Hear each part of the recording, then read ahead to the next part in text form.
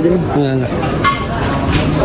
Oke, di siang hari ini kita bersama teman-teman, bersama saya dengan Bung Andri, kita berada di shop seputar obrolan bola. Ada Om Bayu, Bang Bayu, Bang Riko, Bang Dery, dan Ray. Karena hasil dari timnas Indonesia yang tidak memuaskan dari Patrick Kluivert, jadi kita akan membahas di warung makan, obrolan kopi shop seputar obrolan bola.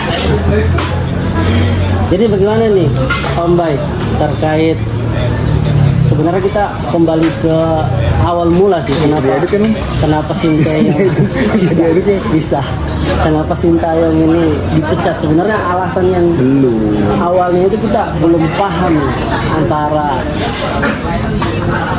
federasi, Sintayong sama pemain, karena alasan-alasan, karena kemarin saya dengar ada info yang beredar bahwa miskomunikasi di dalam ruangan ganti itu terjadi lagi. Gimana? Ya, kayaknya juga belum tahu semua itu hasilnya, karena itu baru omongan-omongan. Federasi juga belum ada ungkapan kalau memang ada konflik di ruang ganti. Yang tahu kan hanya pemain, pelatih, dan para staff yang ada di situ. Tapi ada Sumarji di situ. Nah, Sumarji belum ada mengutarakan pendapat itu. Kalau ada permasalahan di ruang ganti. Nah, tapi yang ngomong orang lain. Orang yang tidak ada di posisi Yang tidak ada di posisi itu. Dia mengutarakan informasi dari orang terpercayanya dia, mengatakan bahwa ada konflik di ruang ganti. Pendapat itu yang belum bisa kita pegang karena belum ada bukti. Masuk ke berita. Ya, masyarakat terdorong ke arah ke situ. Pemberitaan ini publik mengarahkan ke situ, ke konflik. Maksud setelah diganti ini, Patrick Kluivert gagal membawa Indonesia ke Piala Dunia, memanas lagi ruang ganti locker room-nya. Berarti hanya sekedar isu-isu aja dulu berarti ya. Tapi strategi pertandingan kemarin gimana ya Bang Nico? Permainan Indonesia lawan Saudi sama Irak, menurut pandangan masyarakat sendiri seperti apa sih sebenarnya? Kalau dari kalangan yang nggak ngerti-ngerti banget sama bola, sebetulnya kalau melihat progresnya di pertandingan Irak itu ada progres yang lebih baik dibanding pertandingan waktu lawan Arab Saudi. Ya lumayan bagus lah ya. Perbedaan. Pergeseran beberapa pemain yang dilakukan pada saat Irak itu harusnya nggak perlu terjadi pada saat Arab Saudi. Jadi sebetulnya kan berdasarkan statistik sudah sangat jelas ya. Si Sintayong itu punya statistik sekitar 42% dari pertandingan yang dimainkan itu statistik kemenangannya 42%. Nah, dengan pengalaman Patrick Kluivert dan timnya yang sudah makan asam garam di liga-liga besar Eropa dan lain-lain, sebetulnya harusnya kan tinggal merujuk sama data aja sebetulnya. Data permainan bertahan kita lumayan baik gitu. Cuma hal itu kayaknya entah Patrick Kluivert punya kepentingan untuk menampilkan gaya permainannya sendiri atau enggak, atau memang dia masih coba pola yang menurut kita sebetulnya belum pas juga untuk diterapkan. Berarti 43% keberhasilan yang dilakukan Sintayong itu tidak mencukupi 50%, berarti belum berhasil dong. Kalau ngerujuk sama angka keberhasilan kan sebetulnya bisa ngelihat parameter yang lain, bisa ngelihat dari parameter ranking misalnya. Ranking timnas kita sejak dipegang Sintayong kan grafiknya lumayan, peningkatannya signifikan. Ya, betul. Dari 120 sekian sampai ke 100, mendekati 100 lah. Dari 150 sekian lah, sekarang udah 120-an. 120 turun kemarin. Oh ya, turun. Turun. Sekarang di bawah Kemarin Malaysia. sebetulnya Ya. kemarin sebetulnya kemarin sempat menyentuh angka 100 belasan kan, 119 bergeser sama Malaysia terakhir lagi. bergeser sama Malaysia terakhir. Jadi itu kan bisa jadi tolak ukur juga bahwa sebetulnya oke parameter kemenangan di 42% tapi ada progres, Saja. ada progres yang dilakukan oleh Sintayong GKK. Tapi asik kalau melihat kemarin komentarnya Bung Harpa. Kalau melihat kita bukan jago-jago amat main bola, kita bukan pelatih, kita juga bukan pengamat secara intern bola, tapi dengan melihat pertandingan seperti itu aja, itu nggak jago-jago amat mengenai sepak bola, itu bisa ngelihat kalau taktiknya Patrick Kluivert aneh Iya. dan semuanya itu banyak yang nggak berjalan. Oke. Makanya Bung Harto bilang orang pelatih Indonesia aja bisa kalau melakukan hal seperti itu aja. Lebih jago pelatih Indonesia atau pelatih Tarkam Indonesia sekalipun dibanding harus katanya pelatihan terbaik lah, pelatihan terbaik kepala lo katanya. Tapi track record pelatihnya si Kluivert ini Om, dia kan didukung sama Alex Pastoor, ya kan? Tim pelatihan yang terbaik lah. Yang pedas sekali. Iya, pedas sekali. Ini pedas sekali. Gimana tuh Bang Der? Tim kepelatihan terbaik. Jangan tanya. Oh lagi makan, jangan ditanya. Mas Henry terlalu jauh. Dekat-dekat lah kita. Obrolan shopping seputar obrolan bola. Di luar isu kepelatihan, di luar isu tim kepelatihan yang baik, yang menarik juga sekarang bola liar dari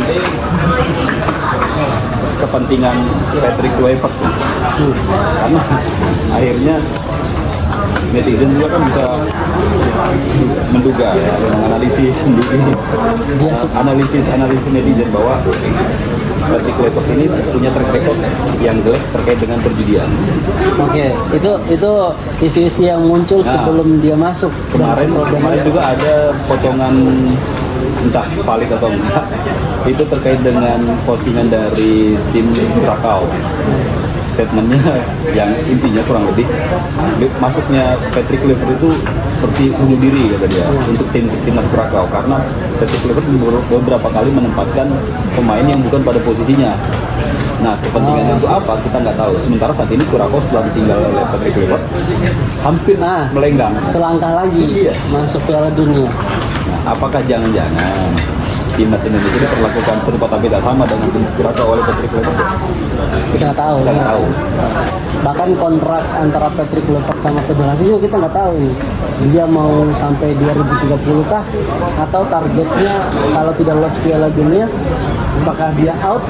Toh dia kemarin setelah dari Arab Saudi langsung bertolak ke Belanda, tidak ke Indonesia dulu. Dan statement terakhirnya itu dia pasrah akan hasil keputusan federasi seperti apa. Akan dijadikan pelatihnya SSB. Iya, jadi Tangerang. inisiatifnya agar tidak membayar pesangon atas pemecatan yang terlalu besar, lebih baik disarankan oleh para pengamat untuk dialihkan saja ke yang lain, ke bagian-bagian lain. Ya Korbi, SSB Persija lebih baik, lebih bisa bermanfaat dibanding harus membayar mahal tanpa ada kontribusinya lebih. Oke. Tapi menurut gua kalau soal soal Pelatihan.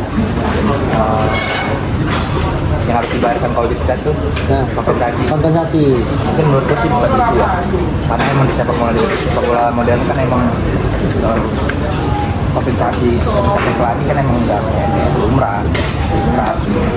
Mungkin bisa jadi emang triknya seorang pelatih dapat kompensasi bisa juga. Kalau kita perhatiin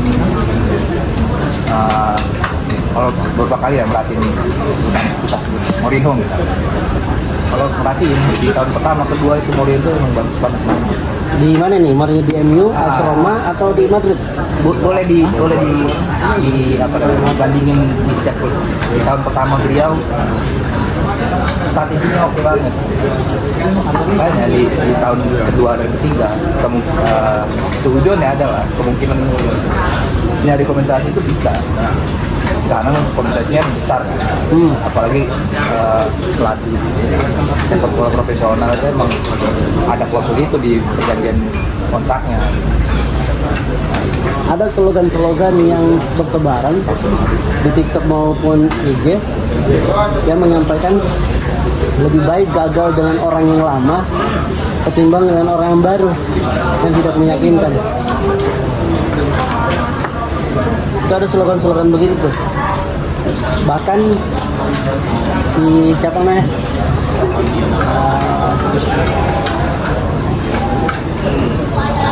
Ini mertuanya Arhan, Andre Rosade. Andre Rosade menyampaikan kalau Patrick Kluivert ini pelatih tarkam dan harus diganti. Serta dia menyampaikan CLBK di dalam sepak bola itu nggak masalah. Dia mau narik lagi Sintayong nggak masalah katanya. Oh siap. Ada orang yang berbaik hati namanya Mas Hendrik memberikan tempe.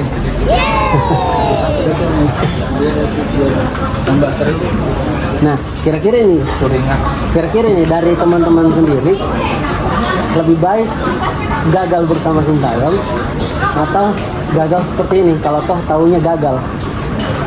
Kalau gue pribadi sih lebih enak kita sama Sintayong diakhiri dengan manis gitu. Maksudnya ini kan kemarin proses pemecatan Sintayong itu kayak 2 hari lagi mau perang kita dipenggal kaki kita, gimana mau nendang bos posisinya, kaki kita dipenggal di tengah jalan.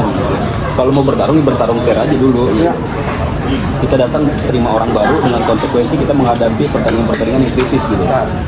Kalau pertandingannya masih penyisian di babak awal mungkin nggak terlalu signifikan, tapi ini kan udah proses pengujuman itu harusnya jadi apa ya, ada konsekuensi psikologis juga buat tim. Orang yang sudah biasa menerapkan pola terus melihat karakter pelatih yang sangat protektif terhadap timnya, terus tiba-tiba datang pemain pelatih baru dengan gaya baru dengan karakter baru yang sangat berbeda gitu. Kalau melihat Sintayong beberapa kali beradu mulut dengan wasit gitu ya, atau dengan pelatih lawan gitu.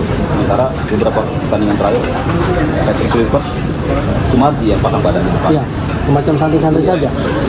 Jadi kalau memang mau kalah ya lebih bagus kalah dengan pelatih yang memang udah bersama-sama dari titik nol gitu. Bayangkan dari pemain Liga 1 yang dibawa Sintayong sampai dengan pemain-pemain diaspora yang baru datang sedikit-sedikit, kita sampai ke titik mengalahkan Arab Saudi 2-0. Mengalahkan Cina. Bahrain kita imbang. Nah, kalau Bahrain sih ada kontroversi aneh-aneh juga sih yang lain-lain. Kita berarti berkaca pada Uzbekistan nih, Timur Kapadze. Dia dipecat setelah Uzbekistan lolos Piala Dunia digantikan oleh Fabio Cannavaro. Kenapa Indonesia tidak berkaca seperti itu sebenarnya? Sintayong biarkan maju dulu. Kalau misalnya mau diganti sama kepelatihan yang katanya terbaik, diganti setelah itu. Atau kalau Sintayong memang gagal, dilatih sama Patrick. Ya itulah dasar untuk mengevaluasi dia. Ya, betul. Itulah proses evaluasinya. Ini kan belum bisa dibilang gagal karena masih melaju kita di proses round keempat.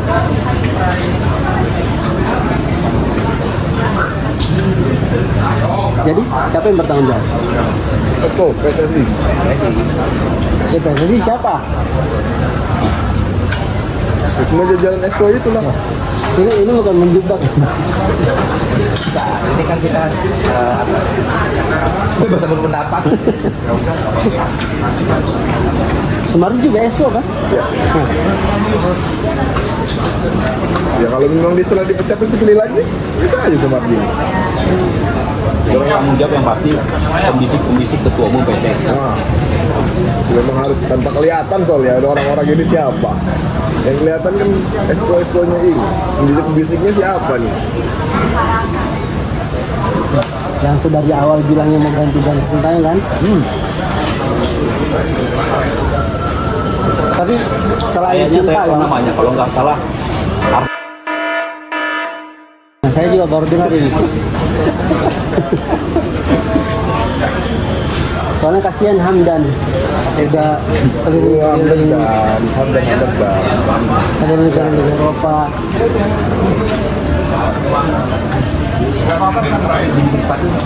Nah itu kandidat. Hamdan, Putista, sama satu lagi apa ya? Harpa, nggak mungkin lah. Enggak mungkin dia enggak. Hamdan sama Ratu Tisna itu. Nggak mungkin Toel juga nggak mungkin. Waduh, nah itu gue mau ngobrolin soal itu. Nah. Iya bisa ya. Dia kan pundit ya. Nggak Iya. bisa main bola ya. Nggak tahu tuh main bola kayak apa ya. Belum pernah jadi pemain. Tapi katanya dia punya lisensi pelatihan. Toel ini? Ikut. OTW. Toel.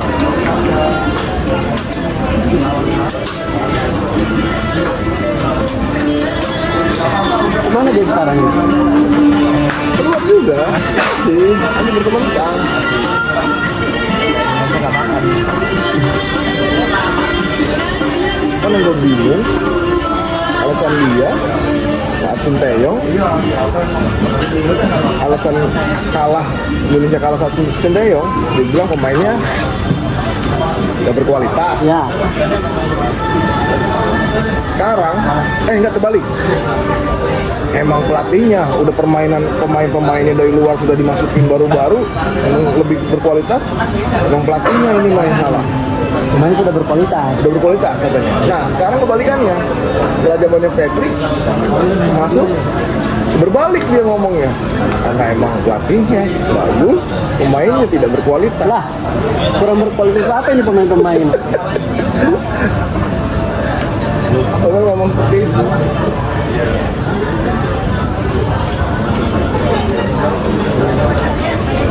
Susah memang. Kalau nunggu 2030 lagi aduh, kelamaan. Aku paling realistis di 2030 karena sebenarnya tim ini juga baru terbentuk. Timnas era ini yang baru terbentuk. Dengan Sintayong motong satu generasi itu sebenarnya tindakan kami dari Sintayong. Bukan dari Patrick. Sintayong motong satu generasi kan Sintayong eranya. Bukan dari federasi Erick Thohir juga. Walaupun federasi tetap pemilihan pemain kan dari pelatih. Federasi kan menunjuk. Mungkin kalaupun ada intervensi mungkin 1-2 pemain. Tapi kita lihat satu generasi memang dipotong walaupun banyak proposal ya ada kita sampai ronde Tapi Bang Der, 2030 kemungkinan besar pemain-pemain yang udah berusia itu nggak bakalan dipanggil. pasti Ya dengan catatan pembinaan harus tetap dilakukan. Iya. untuk pemain sekarang di 2030 mungkin cuma beberapa nama yang hilang bisa kita sebut Oke. Tom Haye udah nggak ada nanti. Tom Haye udah nggak ada. sekarang 31-32 kan Jordi Amat walaupun ya, sama tapi pengalamannya bagus. Cuman dia nggak bakalan dipakai lagi. tapi kan ini kan kontinuitas kan naturalisasi kita sebut naturalisasi ini ya Kayak Bendix umurnya berapa? masih puluhan 24 Kevin 24 pokoknya di 30 sekarang ini Haye sama Palu Pesi sama Jordi Amat Nah, kalau Pesi Palu Pesi emang Ya, matang ya. Tugas federasi mencari penggantinya dengan jangka waktu yang masih panjang ini ya proses pembinaan juga kan nggak berhenti. Masih ada beberapa bibit yang kemarin main di U19, U18, U17 yang masih bisa diorbitin. Termasuk juga mencari naturalisasi baru yang punya potensi. Tapi anggota DPR udah bilang stop loh. Kalau Indonesia nggak masuk Piala Dunia, naturalisasinya stop loh. ya biarin sebenarnya Mauro itu bagus banget loh kalau dipakai. Bisa. tapi kalau gue tetap di United Siapa Mas? Strik. Jadi ada statementnya Spaso, dia tidak masalah kalau dia tidak dipanggil, karena dia merasa Berat. Sintayong itu permainannya bukan target man. Suatu target. Begitu pernah dia dipanggil di AFF sama Sintayong menyatakan dia tidak mau Spaso mencetak gol, tapi dia mau Spaso berlari. Jadi di kepelatihan Sintayong semua orang bisa mencetak gol, bahkan kiper sekalipun. Harusnya. Makanya Spaso merasa dia legowo kalau tidak dipanggil, karena memang style bermainnya target man. Fit dengan dia. Terus kenapa pas era Patrick apa komentarnya? Pas ada Patrick, komentarnya belum ada. Nggak dipanggil aja. Gak tahu karena dia di seri B, di seri kedua dia kegadean masuk. Umur juga. Liga 1 dong. Hah? Dia kan di Bayangkara. Oh belakang. Masih bukan di Bayangkara dia, Bayangkara Lampung, presisi.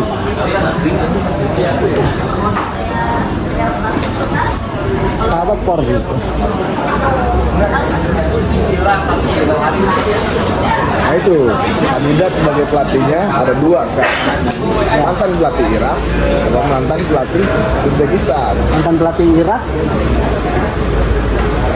Kenapa nggak mantan pelatih Arab Saudi, Mancini? Nah itu kan sebentar, Tapi bagus juga itu. jelas kalau di Itali, tapi di Arab Sebetulnya yang menarik itu dan cocok dengan karakter kita itu ya memang pelatih Asia. iya Pelatih Jepang, pelatih Korea, atau pelatih klub dari Jepang dan Korea gitu ya. Karena punya kesamaan fisik paling enggak dengan pemain-pemain kita. Enggak terlalu Jepang aja bisa ngalahin Brazil. Brazil Liga 2. Dan itu bukan yang baru maksudnya di futsal kan sempat pelatih Jepang kan. Itu terbukti udah di futsal kita lumayan kan sama pelatih. Ditambah dengan komposisi pemain kita sekarang kan nggak ada yang badannya terlalu tinggi tingginya. Semua hampir merata dengan pola permainan cepat. Itu Mauro. Harus Karbi lagi.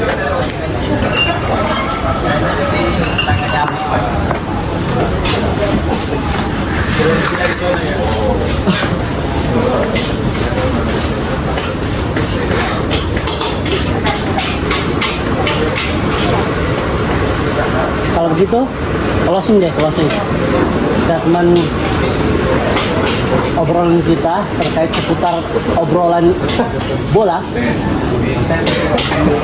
terkait apa yang harus dilakukan federasi dan siapakah yang harus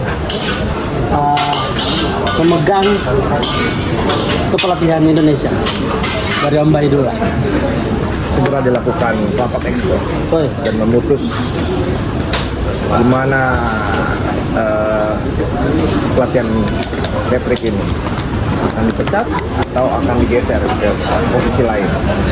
Setelah itu, kalau memang dilakukan pemecatan atau geser, siapa pelatih utama? Tapi kepalanya. Kalau memang tunjuk lagi pelatih kepala yang baru, baik itu yang lama, pelatih yang lama atau pelatih yang baru, kita lihat pelatihan ini berjalan efektif apa enggak. Hasilnya. Itu harus dipertahankan sampai seperti Uzbekistan masuk ke dunia, terus Jepang walaupun kalah masih mempertahankan pelatih yang lama hingga saat ini bisa mengalahkan Brazil. Harus seperti itu Indonesia. Gitu Bung Ani. Oke, siap. Terima kasih Om Bayu. Dari Bang Riko, Timnya just cut Patrick Clifford. ya dikat ya. Cut Patrick Clifford, cari pelatih baru secepatnya. Ya pola pembinaan sama scouting pemain naturalisasi tetap harus dipertahankan menurut saya. Karena biar bagaimanapun nggak bisa dipungkiri bahwa kita punya aset banyak sebagai dampak dari penjajahan oleh Belanda dulu. Kita punya potensi yang sangat besar gitu ya. Dan maksudnya ini saatnya gantian kita menambang tenaga-tenaga baru, daerah-daerah muda, hasil kolaborasi Indonesia dengan Belanda tanda kutip. Ada kerjasama yang sebelumnya ya? Dari Bang Dery yang tadi menyampaikan Mauro Icardi dan sebagainya, gimana keadaan terakhirnya yang harus dilakukan federasi, dan apakah si Peterku diganti atau tetap bertahan untuk 2030? Kalau sekarang ditanya seluruh Indonesia tambah ini bola, pasti kita satu irama. Ya buat apa dipertahanin? Buat apa dipertahanin? Stok di agenda setahun 2 tahun ke depan juga akan ada agenda yang besar, yang krusial. Mungkin ya AFF saja. Emang harus bisa dilirik pelatih Eropa misalnya. Kalau tadi ada mungkin itu dengan pelatih Asia, apa salahnya kita coba lihat Eropa lagi. Amorim misalnya. Kita lihat MU sekarang. Iya, siapa tahu keluar dari MU dia lebih bersinar kan. Siapa tahu merahnya beda. Jadi Merahnya suka merah Indonesia. Merah Indonesia. Oke, terima kasih kepada teman-teman pada kegiatan shop seputar obrolan bola pada hari ini. Nanti kita akan membicarakan terkait hal-hal seputaran bola yang lainnya, Liga Indonesia, Liga Champion maupun Liga Afrika. Terima kasih. Sedikit info, kalau tuan rumah kualifikasi Piala Asia ronde keempat Arab Saudi dan Qatar lolos Piala Dunia, dan yang akan lanjut ke ronde kelima adalah Uni Emirat Arab dan Irak. Terima kasih, sampai jumpa. Kalau suka tonton terus, Bung Andri.